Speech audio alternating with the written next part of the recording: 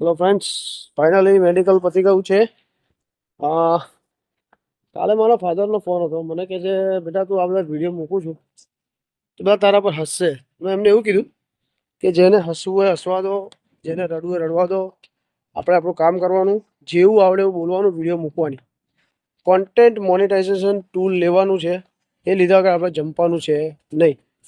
તો એના માટે સપોર્ટ કરતા રહેજો, લાઈક કમેન્ટ કરતા રહેજો. એટલે ફરી અમે લોકો છીએ અલખોર સિટીમાં.